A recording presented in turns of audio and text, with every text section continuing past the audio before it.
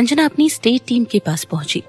वैसे तो वो हाल ही में टीम में शामिल हुई थी और उसे अभी छुट्टी नहीं लेनी चाहिए थी, लेकिन उसकी बहन की हालत को देखते हुए और इस बात को ध्यान में रखते हुए कि उसकी नई नई शादी हुई थी, कोच इंद्रजीत उसे सीधे हेड कोच अमन के पास लेकर गए ताकि उन्हें उसकी सिचुएशन समझा सके।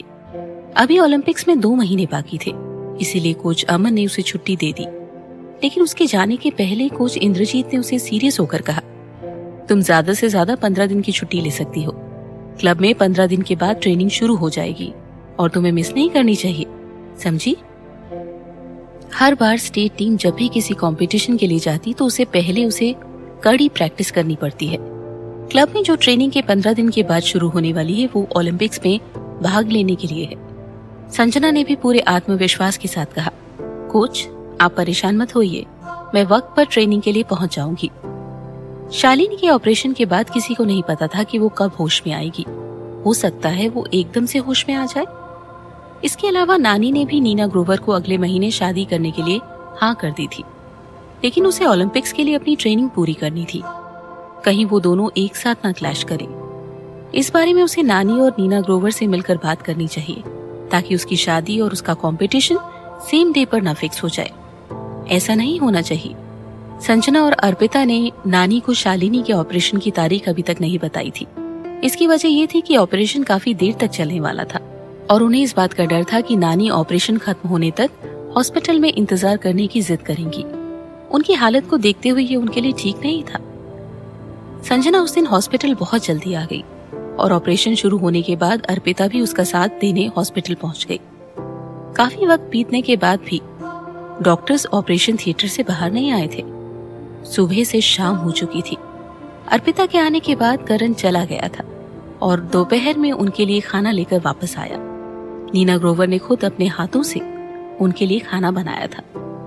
करण को संजना का ख्याल रखता देख और उसे अपने हाथों से खाना खिलाता देखकर अर्पिता ने मुंह बनाया। वो दोनों साथ में बहुत खुश लग रहे थे। शायद पास्ट में वो खुद भी ना समझ थी, इसीलिए उनका रिश्ता ठीक से समझ नहीं पाई और सिर्फ करण का बेरुखा नेचर ही उसे नजर आया था और लगा कि उनके साथ कभी खुश नहीं रह पाएंगे। करण जैसा अहंकारी इंसान अगर किसी लड़की को पसंद नहीं करता तो वो उसे अपने करीब भी नहीं रहने देता। भले वो ऊपर से गुस्सा दिखाता हो, लेकिन मन ही मन वो संजना के बारे में सोचता था और उसका बहुत ख्याल भी रखता था। जब वो खाना शुरू करती है तो उसे पहले ही चम्मच पकड़ा देता। जैसे ही उसे हिचकी आती वो तुरंत उसे पानी पिलाता। वो संजना की हर छोटी से छोटी जरूरत का ख्याल रखता था और वो ये सब पूरे दिल से सिर्फ संजना के लिए करता था। लेकिन उसने जो कुछ भी पास्ट में किया था उसके लिए उसे आज भी पछतावा नहीं था। आखिर उस वक्त संजना का मकसद टाइम बम की तरह था, जिसके बारे में जितना जल्दी करण को पता चलता उतना ही अच्छा रहता। वो ये भी जानती थी कि संजना अब करण को एक बार फिर अपना सच्चा प्यार महसूस करवाने में कामयाब हो जाएगी। वक्त बीतता जा रहा था और संजना वहां बैठे बैठे थक गई थी, इसीलिए वो करण के कंधे पर सर रखकर सो गई। नींद में ही उसने एक लड़की को उसकी तरफ आते देखा, जिसने उसे धीरे से पुकारा, मिष्टी। जैसे जैसे वो पास आती गई संजना उसे पहचानती गई। वो बहुत खूबसूरत और मासूम थी। उसके चेहरे पर थोड़ा सा पीलापन था और उसके होंठ भी सूखे हुए थे, लेकिन उसकी आंखों में खुशी की चमक थी। वो लड़की बहुत जानी पहचानी सी थी और संजना उसे पहली नजर में ही पहचान गई। दीदी, संजना ने धीरे से कहा, लेकिन वो लड़की अपनी जगह से नहीं हिली और बस संजना को देखकर मुस्कुराती रही। 7 सालों बाद भी वो पहले जैसी लग रही थी, दुबली पतली और गोरी। अगर वो नॉर्मल हालात में बड़ी होती तो वो ऐसे नहीं दिखती। संजना की आंखों में आंसू बहने लगे थे। वो अपनी बहन को हैरानी से देखती हुई उसकी तरफ दौड़ी। दीदी, आखिर आप होश में आ गई? उसकी बहन ने उसे तसल्ली देते हुए कहा और उसके आंसू पोंछते हुए कहा, मिष्टी, रो मत। उसने संजना की बात का जवाब नहीं दिया, बस उसे देखकर मुस्कुराती रही। संजना हाथ बढ़ाकर जोर से चिल्लाई, दीदी। वो उसे गले लगाना चाहती थी, लेकिन वहां कुछ नहीं था। उसकी बहन जा चुकी थी, वो गायब हो गई थी। ऐसा कैसे हो सकता है? वो कुछ देर पहले उसके सामने खड़ी थी और उन्होंने उसके आंसू भी पोंछे थे। अचानक से उसके अंदर एक डर सा बैठ गया और वो जोर जोर से रोते हुए चीखी, दीदी, दीदी। अचानक उसके चारों तरफ अंधेरा छा गया। वहां कुछ नहीं था, उसे बस किसी के पुकारने की आवाजें आ रही थी। मिष्टी, मिष्टी, संजना, संजना। संजना ने झटके से अपनी आंखें खोली तो सामने करण और अर्पिता उसके सामने खड़े थे। दोनों बहुत परेशान दिख रहे थे। वो पूरे पसीने में भीगी हुई थी और उसने खुद को हॉस्पिटल बेड पर लेटे हुए पाया। उसने गहरी सांस भरकर पूछा, मुझे क्या हुआ है? अर्पिता घबरा कर बोली, तुम बहुत थकी हुई थी, इसीलिए सो गई थी। मैं चाहती थी कि तुम बेड पर आराम से लेटकर सो जाओ, लेकिन तुम कोई बुरा सपना देख रही थी और लगातार शालिनी दीदी का नाम लेकर रो रही थी। हमने तुम्हें उठाने की बहुत कोशिश की, लेकिन इतनी कोशिशों के बाद भी तुम नहीं उठी, तो इसका मतलब वो सपना था। संजना ने तुरंत पूछा, दीदी का ऑपरेशन कैसा हुआ? अर्पिता बोली, चिंता मत करो, ऑपरेशन सफल रहा। वो अभी आईसीयू में है, जहां हमें मिलने की इजाजत नहीं है, लेकिन 24 घंटों तक अगर सब कुछ ठीक रहा तो वो उसे नॉर्मल वार्ड में शिफ्ट कर देंगे और उसके बाद हम उनसे मिल सकते हैं। संजना ने चैन की सांस लेकर कहा, ये तो बहुत अच्छी खबर है। वो बेड पर वापस लेट गई और अपनी आंखें बंद कर ली। उसने अचानक ऐसा अजीब सा सपना क्यों देखा? अर्पिता बोली, तुम आराम करो, मैं नानी और बाकी सबको खुशखबरी सुनाने के लिए जा रही हूँ। संजना बोली, ठीक है। अर्पिता के जाने के बाद संजना करण को देखकर मुस्कुराई। उसकी आंखों में खुशी की चमक थी। लेकिन दीदी जल्दी ही होश में आ जाएगी, है ना? करण एक पल के लिए हैरान था, फिर उसने हामी भरते हुए कहा, हाँ, कॉन्ग्रेचुलेशंस।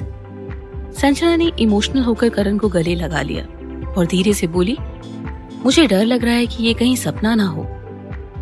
करण उसकी बात सुनकर चौंक गया। उससे ज्यादा करण डर रहा था कि संजना का ये बदला हुआ रूप कहीं सपना ना हो। संजना का बिहेवियर इतनी जल्दी बदला था कि करण उस पर विश्वास नहीं कर पा रहा था। शायद जब वो नींद से जागे तो सब खत्म हो जाए, जैसे ये कुछ दिन कभी हकीकत थे ही नहीं और वो दोनों अभी भी एक दूसरे से लड़ रहे हों। लेकिन अगर ये सपना होता तो वो बस यही चाहता कि वो नींद से कभी न जागे। संजना ने पूछा, हम हनीमून पर कब जा रहे हैं? करण ने कहा, शायद कुछ दिनों के बाद। संजना ने पूछा, क्यों? करण ने कहा, क्योंकि मेरे पिता वापस आ गए हैं और वो तुमसे मिलना चाहते हैं। संजना कूदकर बेड से उठी और घबराहट के मारे कमरे में चक्कर काटने लगी। क्या कहा तुमने? वो मुझसे क्यों मिलना चाहते हैं? क्यों क्यों क्यों? उसको ऐसे देखकर करण मुस्कुराया और बोला, तुम्हें क्या लगता है, क्या ससुर का अपनी बहू से मिलना नॉर्मल बात नहीं है? संजना ने अपनी घबराहट छुपाते हुए कहा, क्या तुम्हारे पिता हमारे रिश्ते के खिलाफ नहीं थे? करण ने कहा, हाँ थे। संजना ने वो दिन याद किया जब वो पार्टी के दौरान जनरल ग्रोवर से मिली थी। वो चेहरे से बहुत रौबीले और कड़क लग रहे थे। संजना ही सोचकर नर्वस हो गई। वो करण की गोद में बैठ गई और उसके गले में बाहें डालकर बोली, क्या हम अपने हनीमून पर उससे पहले नहीं जा सकते? अच्छा, तो अपने चार्म से उसे सिड्यूस करने की कोशिश कर रही है? करण अपनी जगह से नहीं हिला और थोड़ा सोचकर बोला, नहीं। संजना ने पूछा, क्यों? उसने कंफ्यूज होकर कहा, अरे मैंने अभी तो बताया कि मेरे पिता वापस आ गए हैं और वो तुमसे मिलना चाहते हैं, और वो सोच रही थी कि वो उसकी मदद करेगा। संजना ने उसे धक्का दिया और बोला, ठीक है, फिर देखते हैं कौन किससे डरता है। वो जैसे ही उठने लगी, करण ने उसकी कमर में हाथ डालकर उसे गौर से देखा और बोला, भागने से कुछ नहीं होगा, तुम्हें एक ना एक दिन उनके सामने जाना ही होगा। ये बात भी सच थी। भले ही जनरल ग्रोवर से सब डरते थे, लेकिन उसने करण से शादी की थी और वो इस जिंदगी में उनसे छिप नहीं सकती थी। संजना ने भी हामी भरी और उसके कंधे पर सर रखकर आकर बैठ गई। एक दूसरे के शरीर को सहलाने और एक दूसरे के करीब बैठने से करण का शरीर अलग तरीके से रिएक्ट कर रहा था। इस बार करण बहुत अनकंफर्टेबल महसूस कर रहा था, जैसे उसने खुद अपने ही पैर पर कुल्हाड़ी मार ली हो। अगर वो बात करना चाहती थी तो बात करे। उसकी गोद में बैठकर उसके गले लगकर उसमें डिजायर जगाने की क्या जरूरत थी? करण का चेहरा देखकर संजना समझ गई कि उसके मन में क्या चल रहा है और वो शर्मा कर उसकी गोद से उठने लगी, तो करण ने उसे उठने नहीं दिया और उसके चेहरे को अपने हाथों में ले लिया और उसे किस कर लिया। दोनों एक दूसरे के साथ पैशन में डूबे हुए थे। बाहर किसी के कदमों की आवाजें सुनाई दी।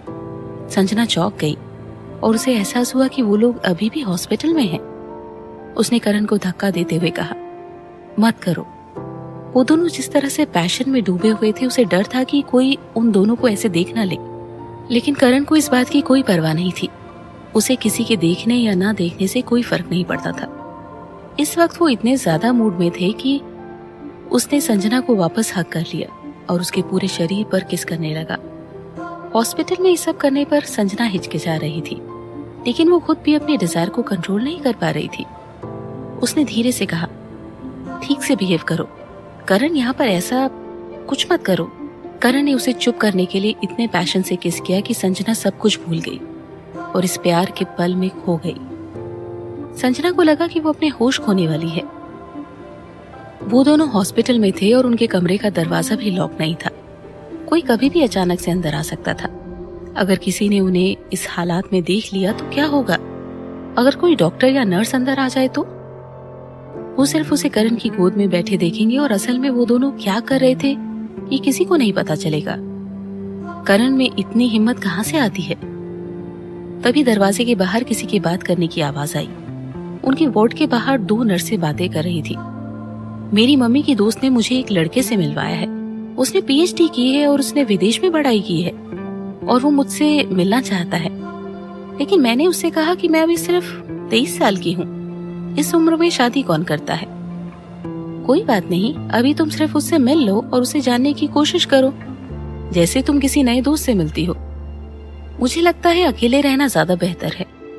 क्या तुम्हें बाद में किसी साथी की जरूरत महसूस नहीं होगी? बेहतर होगा कि तुम अभी उस लड़के को जान लो। ठीक है। वो दोनों ज्यादा देर तक वहां नहीं रुकी और बात करते हुए वहां से चली गई। संजना करण से नाराज हो गई और उसके पैशनेट मोमेंट के बाद उसे इग्नोर करने लगी। लेकिन करण को इससे कोई फर्क नहीं पड़ता था। जैसे उसकी नजर में संजना का असली रूप यही था। जब से संजना को पता चला था कि उसे जनरल ग्रोवर से मिलना है तो तब से वो बहुत घबराई हुई थी, खासतौर पर उस दिन जिस दिन वो उनसे मिलने वाली थी। वो पहले भी कई बार ग्रोवर मेंशन आई थी, लेकिन आज घबराहट के मारे उसके कदम आगे बढ़ने का नाम ही नहीं ले रहे थे। इसके अलावा आज ग्रोवर्स खानदान के सारे सदस्य यहाँ मौजूद थे, इसीलिए संजना और भी ज्यादा नर्वस थी। आज उनका पूरा घर जवान और बूढ़े लोगों से भरा हुआ था। उनमें से कुछ लोगों से संजना पहले भी मिल चुकी है और कुछ लोगों को पहली बार देख रही थी। इनमें से कुछ लोग उस दिन नीना ग्रोवर और सनी की बर्थडे पार्टी में मौजूद थे और कुछ लोग टीवी पर बहुत आते थे। आज यहाँ हर स्टेटस के लोग आए हुए थे। संजना ने अपनी घबराहट छिपाने की कोशिश की, लेकिन अंदर ही अंदर कदम रखते ही जैसे उसके कदम लड़खड़ाने लगे थे। और आज वो उनका स्टेटस देखकर ये समझ गई थी कि रोशनी शादी करने के लिए करण के पीछे क्यों पड़ी हुई है। पास्ट में उसे बस इतना पता था कि ग्रोवर्स मामूली लोग नहीं थे, लेकिन उसने कभी ये उम्मीद नहीं की थी कि वो इतने हाई लेवल के लोग होंगे। अगर पुराना जमाना होता तो वो आज यहाँ के राजा होते। अगर नानी उनकी कोर्ट मैरिज से पहले इतने सारे हाई स्टेटस के लोगों को देख लेती तो वो ये सोचने पर मजबूर हो जाती कि वो लोग करण से उसकी शादी करवाने के लायक हैं भी या नहीं। संजना ने करण की तरफ देखा। जनरल ग्रोवर की तरफ देखने की उसकी हिम्मत नहीं हुई।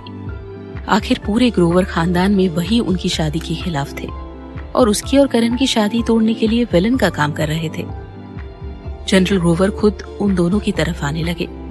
उन्होंने मिलिट्री यूनिफॉर्म पहना हुआ था। उनके चेहरे पर कोई एक्सप्रेशन नहीं था और वो बहुत कड़क मिजाज के लग रहे थे। संजना जितनी नर्वस थी, करण उतना ही रिलैक्स खड़ा हुआ था। उसने जनरल ग्रोवर से कहा, ये सब क्या है? मैं अपनी बीवी को आपसे मिलवाने लाया हूँ, उसे शोपीस की तरह सबको दिखाने के लिए नहीं लाया हूँ। संजना मन ही मन बहुत डरी हुई थी। क्या करण को अपने पिता से डर नहीं लगता? कहीं उन्होंने नाराज होकर उसकी पिटाई कर दी तो?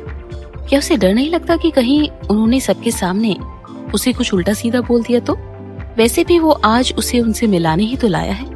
अगर वो उनसे ऐसे बेरुखी से बात करेगा तो कहीं वो नाराज होकर उनकी शादी में और मुश्किलें न खड़ी कर दे। इसके साथ ही अगर उसके पिता उनके रिश्ते को मानने के लिए तैयार नहीं है तो शादी तो दूर की बात, उनका साथ रहना भी मुश्किल हो जाएगा। जनरल ग्रोवर को करण की बात सुनकर सचमुच गुस्सा आ गया और वो अपनी खास सीट पर बैठकर बोले, क्यों?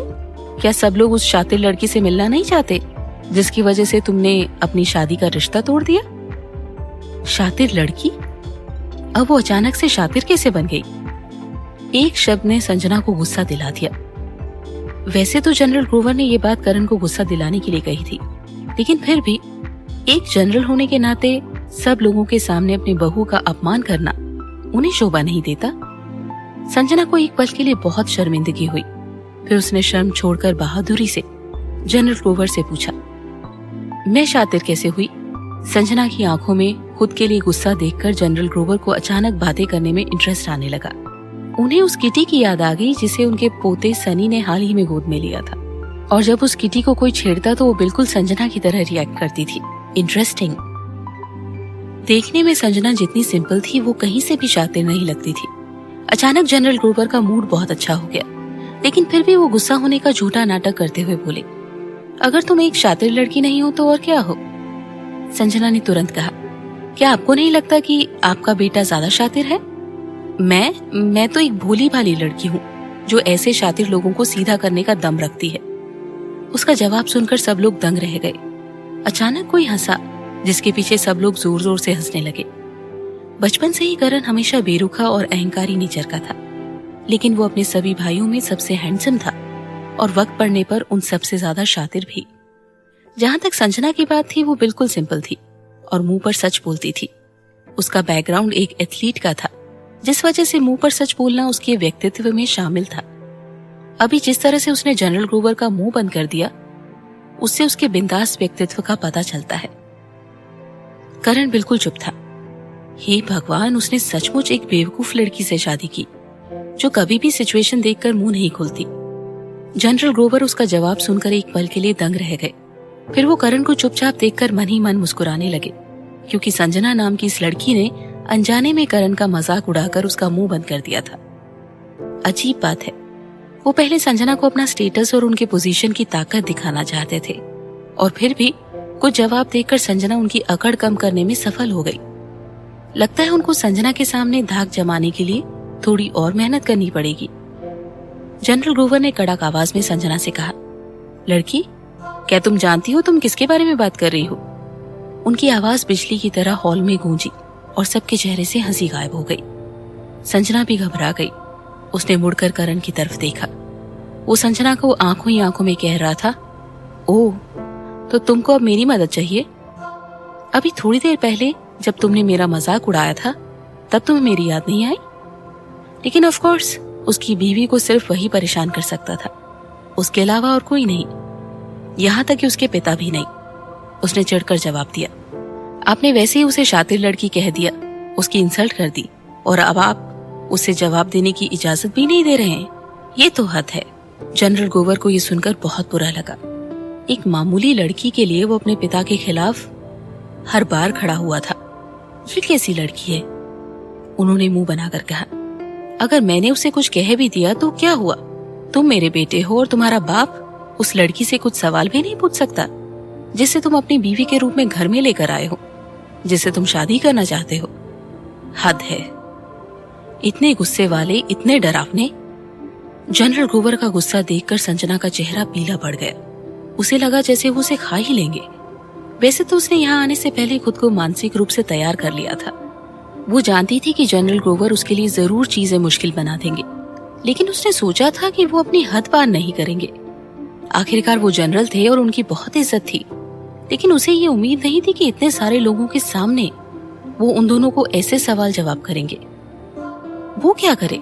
अगर कहीं बात हद से ज्यादा बिगड़ गई तो उसे बाप बेटे में फूट डालने के लिए ग्रोवर्स के घर से निकाल दिया जा सकता है। उसने तुरंत भीड़ में मिसेस नीना ग्रोवर को ढूंढना शुरू किया, इस उम्मीद से कि शायद वो उन्हें इस मुसीबत से निकाल सके। लेकिन उसे काफी देर तक नीना ग्रोवर कहीं दिखाई नहीं दी, और जहां तक दूसरों की बात थी, बाप बेटे के बीच में कोई बोला ही नहीं और ना ही उनके चेहरे के एक्सप्रेशन बदले। आखिर यहाँ चल क्या रहा था? क्या उन लोगों को जनरल ग्रोवर का गुस्सा देखकर घबराना ही चाहिए था? नर्वस? ऐसा लग रहा था जैसे उन लोगों को उन दोनों की बहस देखने की आदत है। अब वो ऐसी ऑकवर्ड सिचुएशन को ठीक करने के लिए क्या करे? एक मिडिल एज आदमी जो लगभग जनरल ग्रोवर की उम्र का था, धीरे से खांसते हुए बोला, अब बस करो, बच्चों को डराना बंद करो। संजना ने इस आदमी को कई बार टीवी पर देखा था। वो भी जनरल ग्रोवर की तरह नेशनल लेजेंड थे, क्योंकि वो करण के ताऊ थे, इसीलिए ऐसी सिचुएशन में सिर्फ वो ही दखल दे सकते थे। जनरल ग्रोवर मुंह बनाकर अहंकार से बोला, कौन किसे डरा रहा है? अगर मुझे कोई चीज पसंद नहीं है तो नहीं है। तो फिर आपने हमें यहाँ मिलने के लिए क्यों बुलाया? करण के चेहरे पर और भी ज्यादा अहंकार दिख रहा था। वो संजना का हाथ पकड़कर वापस आने के लिए मुड़ा, लेकिन उसके ताऊ ने उसे डांटते हुए कहा, करण, ऐसे बिहेव मत करो। अक्सर जब भी घर के बड़े ये बात करते थे तो बीच में बोलने की कोई हिम्मत नहीं करता था। भले ही करण अपने पिता की बात नहीं सुनता था, लेकिन वो अपने ताऊ की हर बात मानता था। ये देखकर संजना ने चैन की सांस ली कि करण ऐसे माहौल में उसे वापस नहीं लेके जा रहा। अपने पिता को बीच में बोलता देख सृष्टि और भावना ग्रोवर तुरंत संजना के पास आ गए और उसे देखकर मुस्कुराए। उनको देखकर लग रहा था कि वो लोग पहले भी ऐसा देख चुके हैं, ऐसी सिचुएशन हैंडल कर चुके हैं। अगर जनरल ग्रोवर को गुस्सा आता तो करण के ताऊ उनको हैंडल करते थे। आज इन दोनों भाइयों की वजह से ही ग्रोवर्स का स्टेटस इतना हाई था, क्योंकि एक भाई मिलिट्री का हेड था और दूसरा राजनीति में बहुत सफल था। अचानक संजना पर कोई कूदा, दीदी। सनी वापस आ गया था। इसी वजह से नीना ग्रोवर पार्टी में नहीं दिख रही थी, क्योंकि वो सनी को लेने के लिए गई थी। और अब जब उन्होंने वापस आकर देखा कि संजना अभी भी घर के दरवाजे के पास खड़ी हुई है, तो उन्होंने तुरंत उसे सब मेहमानों से मिलवाना शुरू किया। लेकिन ज्यादातर संजना को खुद का परिचय देना पड़ रहा था। जब तक वो सबसे मिलकर वापस आई, जनरल ग्रोवर का मूड नॉर्मल हो गया था। नीना ग्रोवर ने संजना को चाय और कुछ स्नैक्स सर्व किए। वो उसका इतने प्यार से ध्यान रख रही थी कि संजना शर्मा कर खड़ी हो गई और बोली, आंटी, मैं अपने आप ले लूंगी। नीना ग्रोवर ने नाराज होकर कहा, बेटा, तुम फिर से इतना फॉर्मल क्यों हो रही हो? क्या मैंने तुम्हें उस दिन नहीं कहा कि तुम मुझे मम्मी बोला करो? वैसे भी तुम्हारी और करण की कोर्ट मैरिज हो चुकी है, इसीलिए तुम भी मुझे सिर्फ मम्मी बोलना। उन्होंने इतनी उम्मीद से संजना को देखते हुए ये बात कही कि संजना कुछ ना कह सकी। जनरल ग्रोवर ने पहले ही बोल दिया था कि वो किसी भी कीमत पर संजना की शादी करण से नहीं होने देंगे, तो फिर वो नीना ग्रोवर को मम्मी कहने की हिम्मत कैसे करे? अगर उसने उन्हें मम्मी कहा और ये सुनकर जनरल ग्रोवर और गुस्सा हो गए तो उसने तुरंत करण की तरफ मदद की उम्मीद से देखा, लेकिन वो मासूम बनकर मुस्कुरा रहा था, जैसे मन ही मन कह रहा हो, अब तुम मुझे क्यों देख रही हो? संजना मजबूर होकर नीना ग्रोवर से बोली, मम्मी। नीना ग्रोवर बहुत खुश थी और खुशी से चहकते हुए उन्होंने अपनी जेठानी से कहा, देखो, ये मेरी बहू है, ये स्विमिंग चैंपियन है।